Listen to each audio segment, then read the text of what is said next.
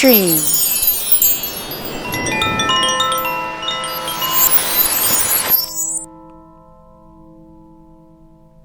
We are dreamed into existence. What we do with that dream is up to us. This is Stream. I am Jessica DiRuzza, and I share with you my stream of consciousness. Please take what serves you and leave the rest. Let us begin. How we dream is as important as what we dream, for the what of the dream knows itself through the how.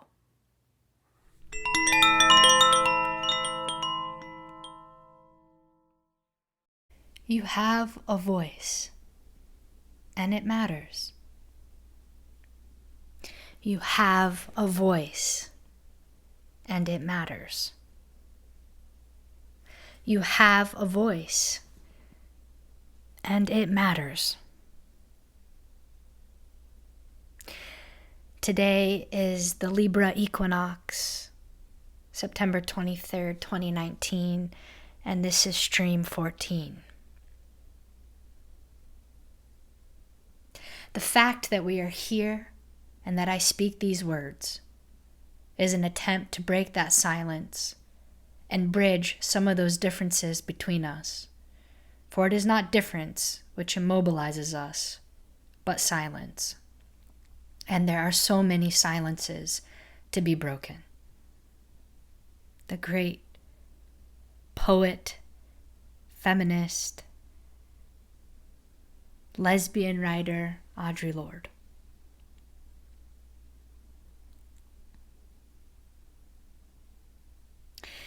In 2011, I went to graduate school for counseling and depth psychology. I did it to save my life. I did it to be the best astrologer that I could be. But I did it to save my life. And at the end of that 2 years of schooling, I wrote my master's thesis on the only thing that I could at the time. A heuristic exploration into the shame that I carried as a young woman around my voice. The shame was so crippling that I couldn't write and that I couldn't see the value in my writing. So I told my advisor that I wanted to write my thesis on shame and voice, relating to women, particularly fatherless daughters, living in a patriarchal world.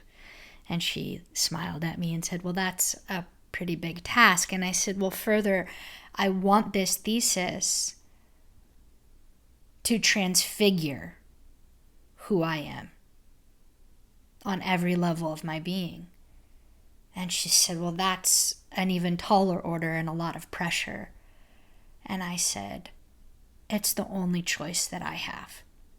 Because if I don't do this, I don't do anything. And if I don't do anything, I die. And that is not a life worth living.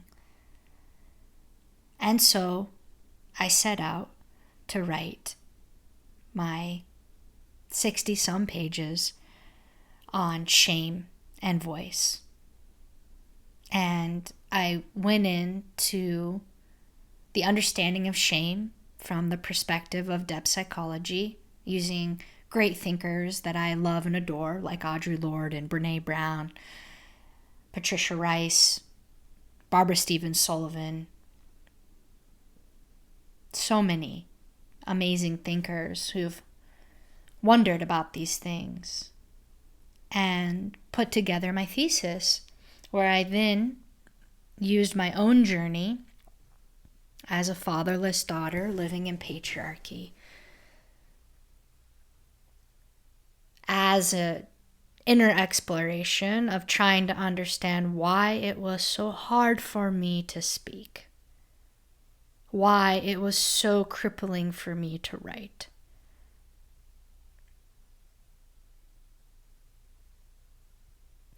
For those of you who are interested in reading the thesis from beginning to end, you can go to trustpsyche.com, and under the offering section, the second piece of writing down is my master's thesis, and it's titled Through the Portal of Shame, A Path Towards Self-Love for Fatherless Daughters Living in Patriarchy. Now, in a moment, I'm going to read some sections of my thesis to you, but before I do that, I wanted to talk a little bit about the surrounding journey.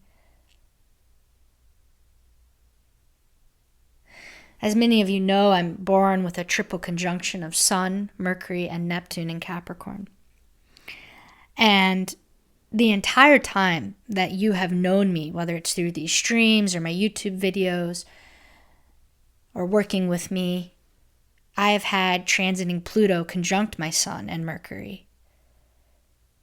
I've had it since I started grad school in 2011 and when I graduated in 2014. And Pluto now, the farthest planet out in our solar system, therefore it takes the longest to go around the sun and the chart, is just in the process of the final months of it conjunct my Sun. And as we know, Saturn is also in Capricorn with Pluto. And so the final year of Pluto conjunct my Sun, Saturn is conjunct my Sun and Mercury. Exactly conjunct my Mercury right now, stationed direct at 13 degrees Capricorn. When I began to write, or when I began to go to school, Saturn was squaring my Sun. So at my last Saturn quadrature alignment, I began this process of becoming a depth psychotherapist. And now, with the next angle of Saturn conjoining my Sun, I'm deepening that journey and the further maturation of my voice and my work in the world through Trust Psyche as a psychotherapist, astrologer, and teacher. And now I'm teaching currently astrological counseling, how to run a successful professional practice.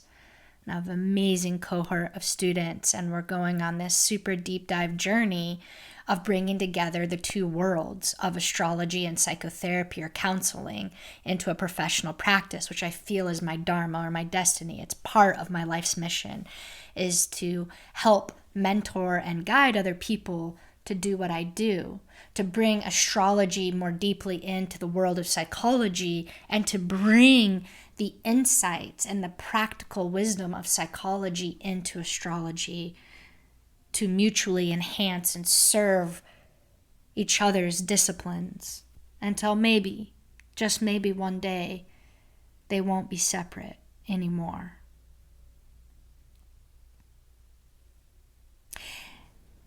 And I see that in the time that Saturn was square my Sun, the waning square, the crisis in consciousness, you're coming to the last phase of the journey. It's a time to cellularly embody and to integrate everything that has been learned up until that point. And at that time for me, that was the majority of my life. And I knew it was time to become. It was time to become the things I felt and knew and intuited and saw, at whatever risk, at whatever cost that it took to save my life, for a life worth living. And so I did. And by the end of grad school and in the process of writing this thesis, I had to confront some of the deepest aspects of my life, the most shadowy aspects of my life. And I had to make some very difficult choices. And so when I was writing this thesis, I was writing it from a place of having lost almost everything in my life. I no longer was in a partnership. I no longer had a home. I no longer had a car. I no longer had my business that I had given everything to over the previous 6 years. I had no money. I was in a lot of debt.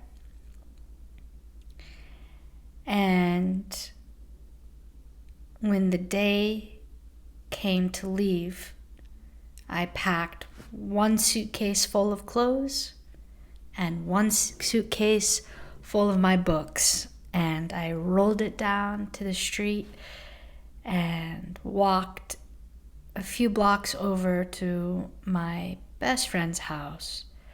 And she took me in. I knocked on her door and I said, I need a place to stay for a while. And that was the second time I left home in my life. And every day I would get up and I would write the thesis there on her living room floor.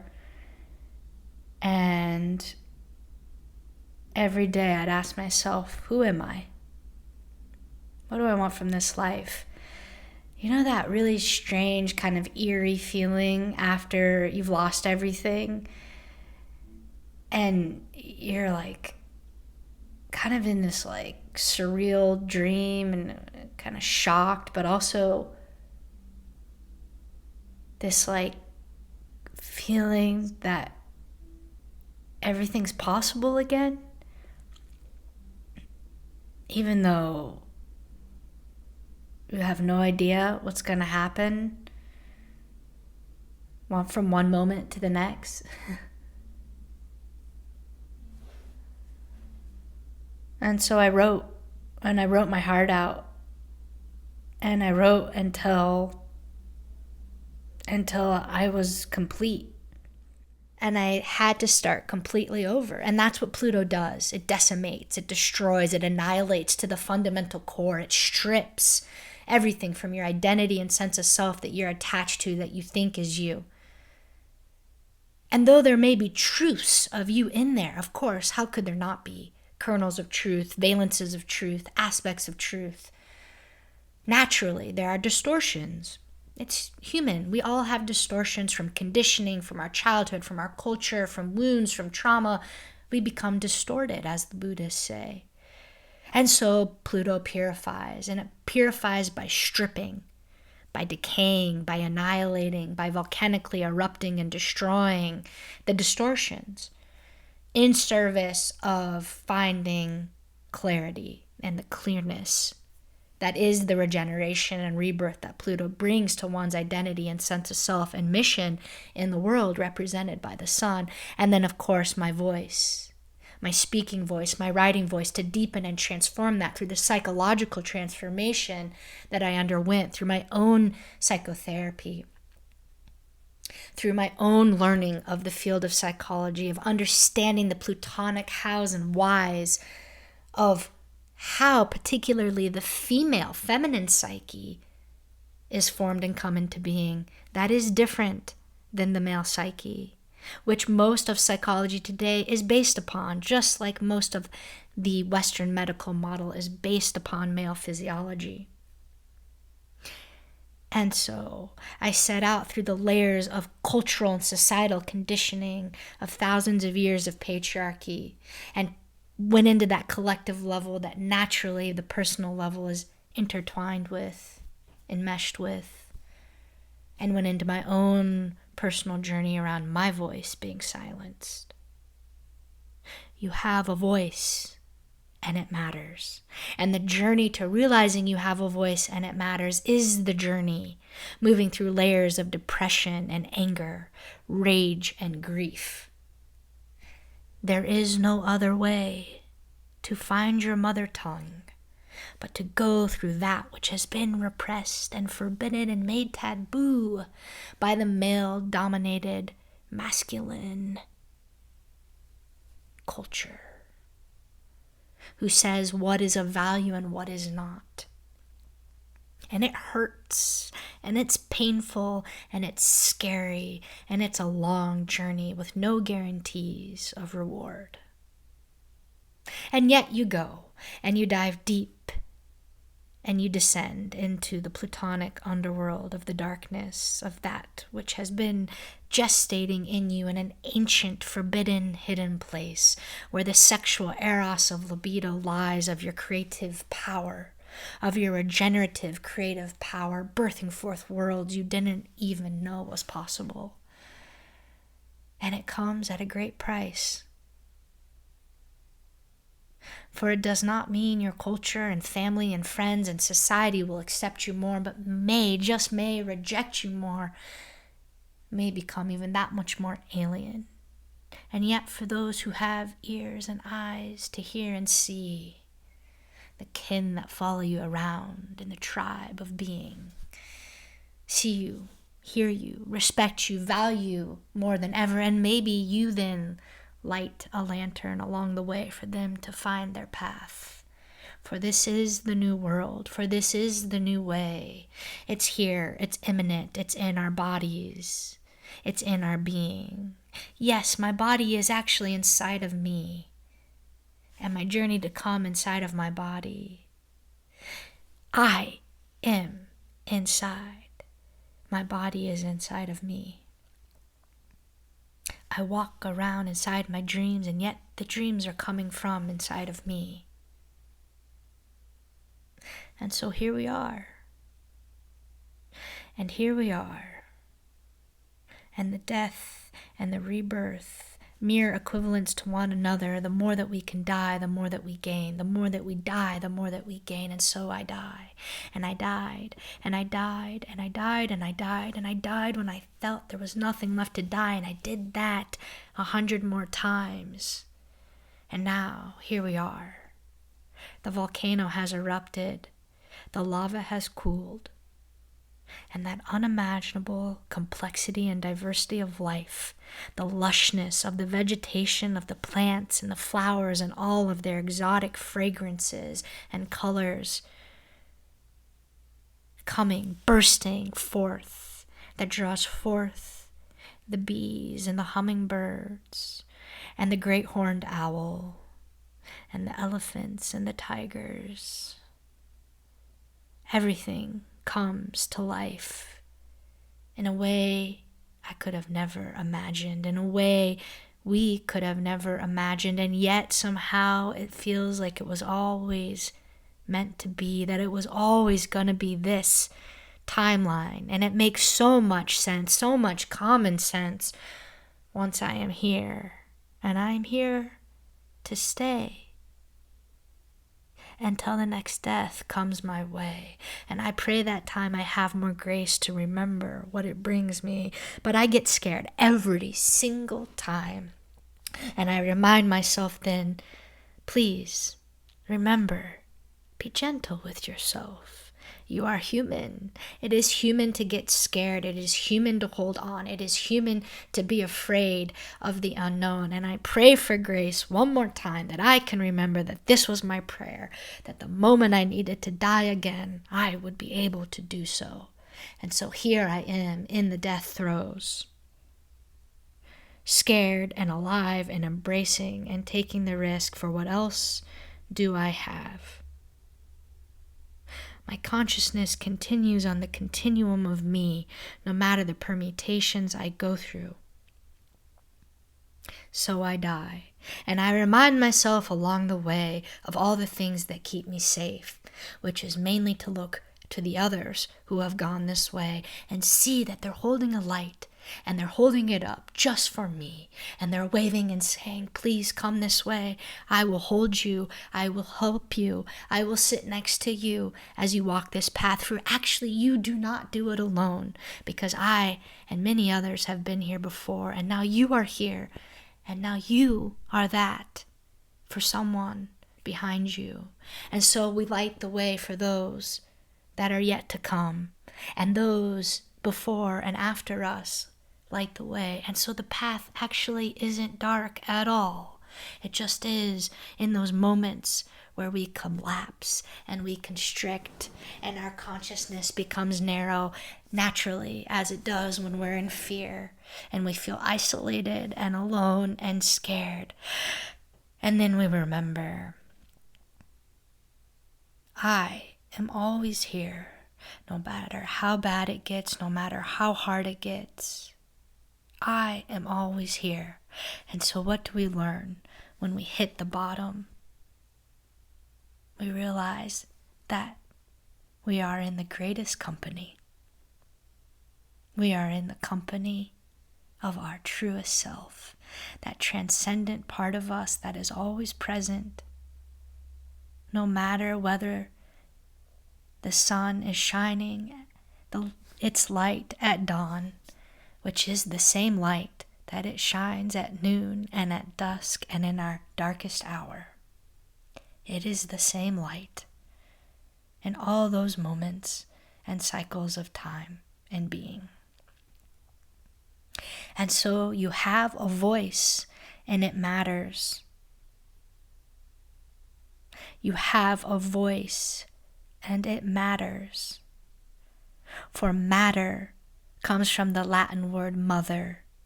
And so it matters what you say, because your breath is the spirit that incarnates to form the new orality that breathes the divine into form through our sacred breath that we breathe through our voice. And when we speak from our mother tongue, we touch the hearts of all the children in all the lands, in all the world.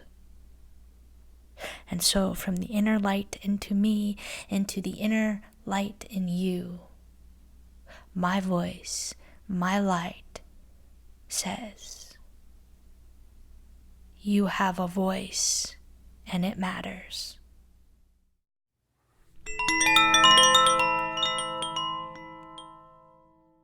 This thesis explores the correlation that has been established between young girls whose fathers were either physically, emotionally, psychologically, or spiritually absent, and the tendency for the girls to internalize a sense of shame and core identification with a lack of self-worth or value. This thesis proposes that in a culture with a history of thousands of years of patriarchal domination, the absence of a father results in a lack of mirroring and validation of the daughter's worth. This thesis also proposes that this abandonment produces a sense of being deficient and worthless, and this causes a deep internalization of shame. Further, the shame internalized by young girls when abandoned by their fathers brings about a loss of the child's voice or ability to express their deepest desires, feelings, and dreams.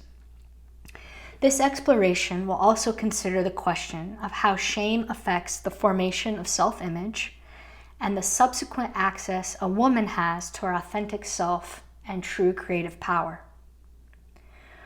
When a young girl internalizes shame as a core sense of identity, she quickly learns that it is safer to reject herself than experience rejection from someone in her life. The outer abandonment of the personal father is internalized as an inner abandonment of the child to herself. The outer abandonment by the personal father is a shaming experience for the child. The child does not have enough differentiated self-awareness yet to understand logically that it is not her fault that her father has left her. The only way the child can comprehend the traumatic experience is to assume she has been left because she is bad, rather than the parent who is experienced as godlike. The egoic structure forms, in part, in response to this profound loss, and defense mechanisms begin to crystallize. The child learns how to protect herself from further pain and loss by hiding her authentic self, because who she really is was rejected, not accepted, and abandoned. This experience is internalized as shameful and wrong. The child believes now that there is something wrong with her innate being. Similarly to any other adaptive creature, she instinctively responds to the environment by creating various forms of armoring and false senses of self in order to survive. Among the defense armors is the cloak of perfectionism. Perfectionism is an ideal armoring for a fatherless daughter in that it defends against the imperfect nature of the child that she believes caused the father to leave. Perfectionism is also highly regarded in a masculine-dominated society as something to strive for on a daily basis in all areas of one's life. for it is achievement and success that defines one's value and sense of self-worth in patriarchy. When one is constantly striving to be perfect, there is no room for vulnerability or hard feelings like being scared, angry, sad, or jealous.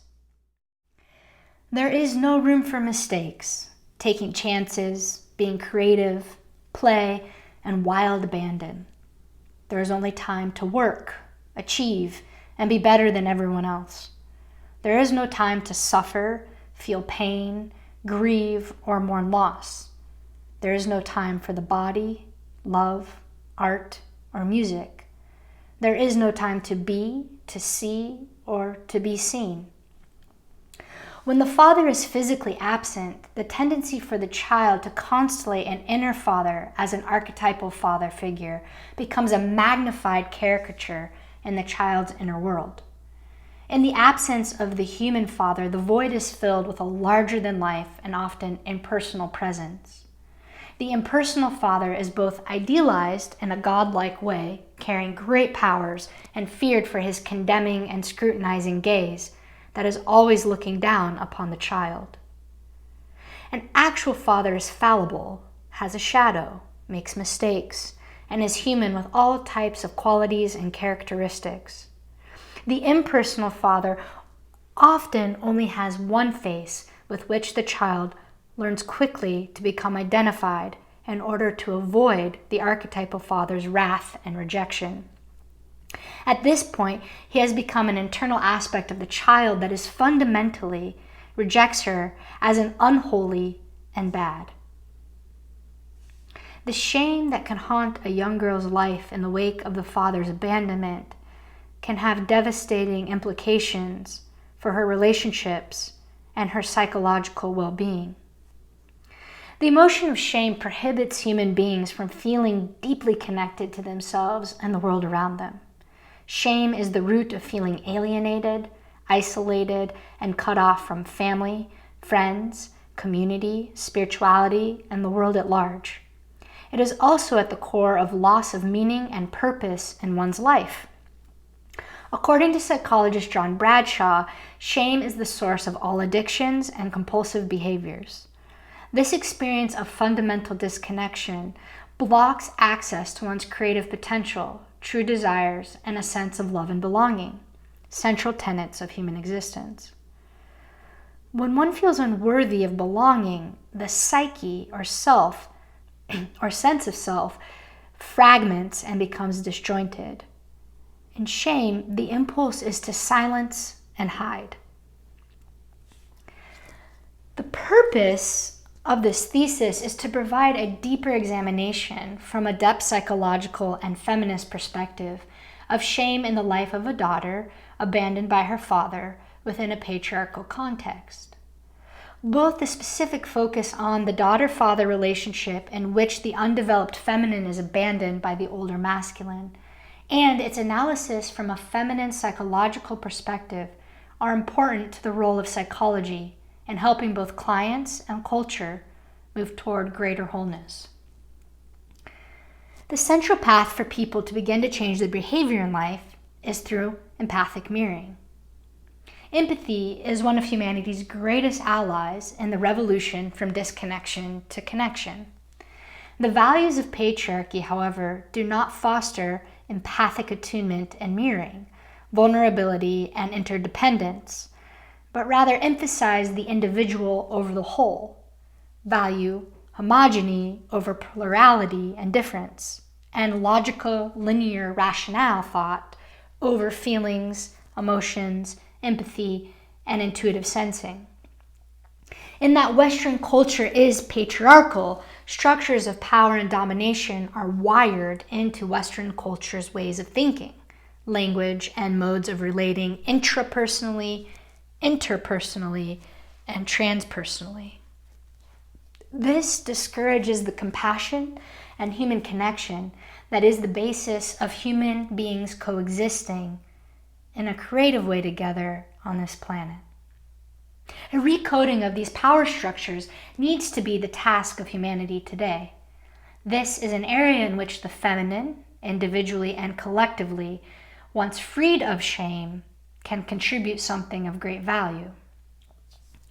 Patriarchal principles that tend to measure one's worth based upon masculine qualities and values of rational, linear, and logical thinking, as well as achievement, autonomy, and radical self-reliance, often have the effect of denigrating feminine principles such as emotions, the body, intuitive knowing, nonlinear thinking, the imagination, and interdependence. As revisioned and reframed by feminist depth psychotherapist Maureen Murdoch in her book, The Heroine's Journey, a woman's quest in the world, given the current condition of Western culture, quote, is to heal the split that tells us that our knowings, wishes, and desires are not as important, nor as valid, as those of the dominant male culture. Our task is to heal the internal split that tells us to override the feelings, intuition, and dream images that inform us of the truth of life, to hold the tension of not knowing the answers, and the willingness to listen to our inner wisdom and the wisdom of the planet, which begs for change. The task at hand during this time of the world's unprecedented ecological, spiritual, and existential crisis of meaning is for women to heal their inner split and to reclaim their authentic feelings, desires, visions, and dreams in order to be taken into consideration and listened to by the culture at large. The shame that stifles women's creativity as fatherless daughters living in a patriarchal culture must be healed in order to access the eros, or creative power, that lies hidden in each woman and between all persons. If one is prevented from connection and avoids being truly seen due to shame, then shame is not only a destructive force in the psyche, but is also the gatekeeper that blocks one's creative potential and ability to truly love. The only way to cross the threshold is by learning how to be safely vulnerable. It is in the shared temenos, the sacred container or vessel of eros, the circulation of love and creativity between people, that true healing begins. This thesis explores the need for a deeper psychological move than empathic mirroring in the reintegration of deeply shamed and split off authentic feminine. More than witnessing is required to heal shame and people's sense of being disconnected. Consciously engaging with the unconscious is the temenos of eros, is needed to give people back their sense of self in a deeper and richer way than before. One of the main tenets of this thesis is that the only way to heal the relational wounds exacerbated by the values of patriarchy is to reclaim the disavowed aspects of humanity. The key to humanity's future and the success of the species lies in the space between people. And this requires radical interdependence through self-love and acceptance in order to truly love and accept others and the differences that allow the unimaginable complexity and diversity of life that is needed for the thriving of any species. When a person descends into the depths, they rediscover who they are and are no longer solely defined by a cultural construct, but by their soul's deepest inner knowing. Healing patriarchy is about healing a relational wound of disconnection, the disconnection from divine nature. In this severance, human beings tend to forget that they are an integral part of the web of being, not separate and meaningless, but wholly meaningful and deeply connected. In patriarchy, a woman's story is narrated by a male-dominated paradigm that dictates that the masculine subjective experience is the objective truth by which all is measured and valued. This thesis takes the position that is an ethical imperative for each person to be free, to tell his or her story, and to listen to each story from a place of love, compassion, and understanding. Speaking and listening from a place of raw vulnerability and truth is erotic. In other words, creative and connecting. Such deep listening may finally end mass genocide and homogenization of the soul on this planet. The goal of this thesis is to contribute to understanding the nature of how to heal the shame that splits off the feminine self when a father abandons a daughter.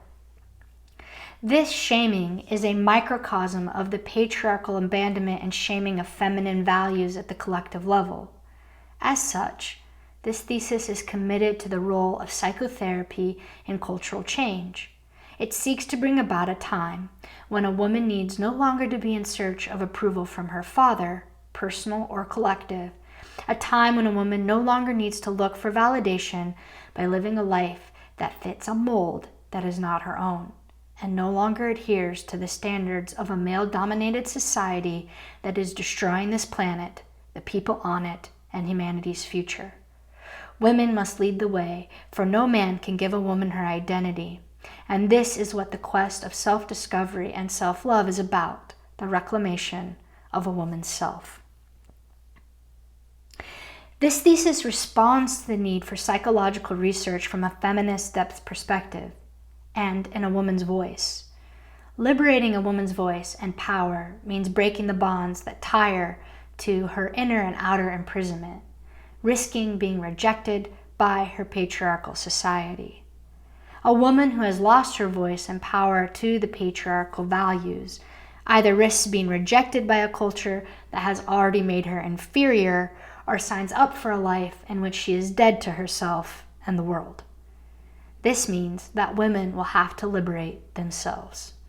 And as the feminist psychologist Patricia Rice wrote, many women have a desire to write, but feel they cannot find their voice. Finding one's voice, written or spoken, is central to establishing a woman's sense of self, and is at the core of some of our most mutinous and subversive relations with men. A compliant, dutiful daughter and wife does not speak or write her own mind. Instead, she serves the ones who own the language. The field of psychology is replete with literature written from a masculine perspective, using psychological constructs and referring to experiences that are assumed to apply across genders. This thesis models for the field and for the women who enter it a female voice from a feminine perspective on lived female experience. The guiding research questions are these. How does a fatherless daughter living in a patriarchal culture experience shame around her self-worth and value as a woman? How do fatherless daughters heal this shame in order to give voice and a radical self-expression to their own subjective truths that do not align necessarily with the values of a male-dominated society? A heuristic approach was used as a framework of this thesis.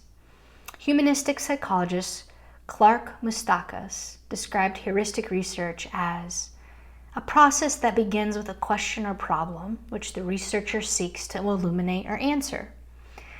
The question is one that has been a personal challenge and puzzlement in the search to understand oneself and the world in which one lives. The heuristic process is autobiographic, yet with virtually every question that matters personally, there is also a social and perhaps universal significance. My research question is one of the deepest personal challenges of my life in understanding who I am, where I come from, and how my sense of identity fits into this world. This thesis is autobiographic. My sole intention is to be structurally transformed through researching how shame has shaped who I am as a fatherless daughter living in a patriarchal culture by coming to a place of greater self-acceptance, understanding, and most of all, love. I have tremendous shame around my voice. The only way I knew how to get to a place to be able to write this thesis was to study and analyze how and why I have shame around sharing my story, ideas, and reflections in written form. This thesis is a personal journey of lived self-analysis that perhaps may have universal significance that may serve other fatherless daughters in finding their authentic voices. All persons mentioned in my story have given me written consent to include them.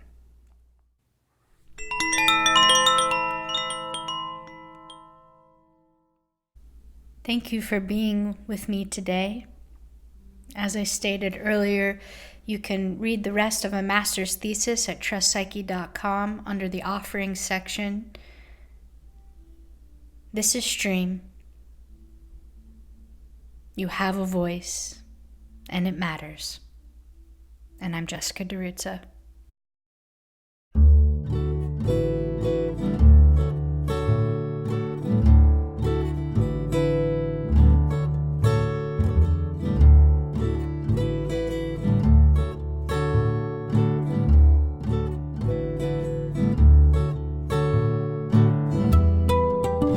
Come a little bit closer, hear what I have to say.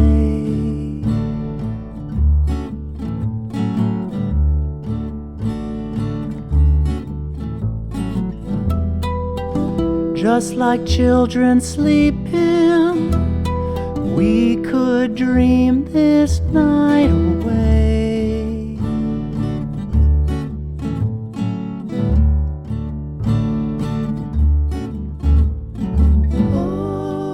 But there's a full moon rising, let's go dancing in the light.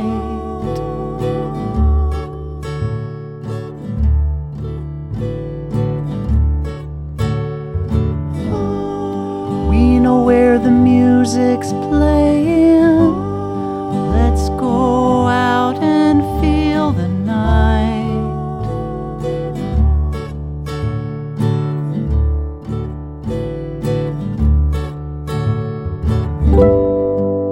Because I'm still in love with you, I wanna see you dance again.